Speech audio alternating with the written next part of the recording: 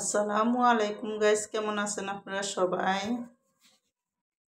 আপনাদের জন্য আমি আজকে একটা মিনি মাছ আর পাঁচমিশালি মাছের রেসিপি নিয়ে আসছি। মানে এখানে 5-6 রকমের মাছ আছে, মিনি মাছ আছে, তারপর হলো গাইল মাছ, মানে অনেক ধরনের পোয়া মাছ, তারপরে অনেক 5-6 রকমের মাছ আছে এখানে। তো আমি মাছটিতে দেখুন একটু হলুদ, একটু লবণ, একটু মরিচ দিয়ে ভালো করে মাইখা ধুইয়া তারপর তেলটা গরম হয়েছে পরে মাছটি দিয়ে দিলাম। তো মাছটি আমি হালকা করে দুটোটা পিঠ ভালো মতন ভাজা নিমু। তো মাছটি যখন ভাজা হয়ে গেছে আমি একটা সাইডে রাইখা তারপরে কিন্তু দেখুন মাছের তেল দিয়ে আমি কড়াইয়ের মধ্যে দিয়ে দিলাম। দিয়ে কিন্তু এখানে আমি 5-6টা পেঁয়াজ কেটে দিয়ে দিলাম। তো পেঁয়াজটা হালকা একটু যখন নরম হয়ে আইব তখন আমি এখানে মশলাটা দিয়ে দিব।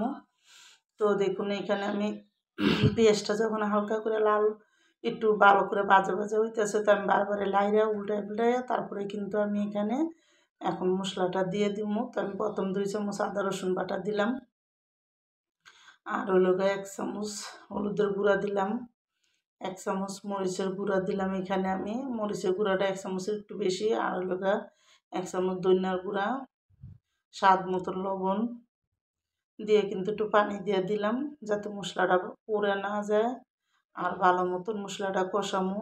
তো এইখানে মাছটা তো কষান যাইব না, এই জন্য মশলাটা আমি ভালো করে কষাই তারপরে কিন্তু এখানে আমি মাছটা দিব। তো দেখুন এখন ভালো মতন আমি কিন্তু এটা কষাইতেছি, পানিটা যতক্ষণ না শুকায় ততক্ষণ কিন্তু আমি মশলাটা কষামো। চুলা আঁচটা মিডিয়ামে রেখে আমি মশলাটা কষায় যখন তেল তেল উঠতে যাব তখন দেখুন এখানে আমি কয়েকটা টমাটো কেটে দিয়ে দিলাম, মুখটা বেশি না, 2-3টা।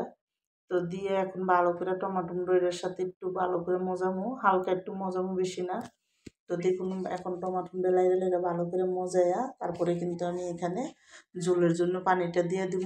তো পানিটা দিয়ে এখন আমি সুন্দর করে মশলাটা চারিদিকের থেকে মিলাইয়া মাছটা দিয়ে দেব। তো আমার এই পাঁচমিশালি মাছের রেসিপিটা যাদের পছন্দ তারা লাইক সাবস্ক্রাইব দিয়েন প্লিজ। আমার ভিডিওটা আপনারা বেশি বেশি শেয়ার করে দিয়েন আর সাবস্ক্রাইব করে দিয়েন। তো এখন দেখুন আমি মাছটি সব এখানে দিয়ে দিলাম।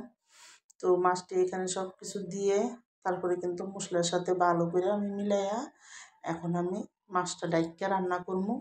তো যতক্ষণ মাছটা না হয় ততক্ষণই ডেকে রান্ধুম। আর এদিকে দেখুন 3টা কাঁচামরিচ দিয়ে দিলাম, আর আমি এখানে ধনেপাতা দিয়ে দেবো এখন স্বাদ মতন। মাছটা কিন্তু হালকা মাখা মাখা যখন হইব তখন নামাই দেবো। তো দেখুন ধনেপাতাটা দিয়ে আমি আলগোস্তে মাছটা একটু লাড়া দিলাম যাতে মাছটি ভাঙ্গা না যায়। তো দেখুন এখন ডাইক্কা দিছি আমি, কিন্তু মাছটা আমার সুন্দর মতো রান্না হয়ে আইতেছে। তো আমি দেখুন এখন সুন্দর করে কিন্তু একটু ঝুলাই দিছি। তো এখন কিন্তু মাছটি দেখুন ভালো মতন হয়ে আইছে। তো আমি হালকা একটু ঝোল রাখুম, আমার রান্নাটা কিন্তু ক্লিয়ার।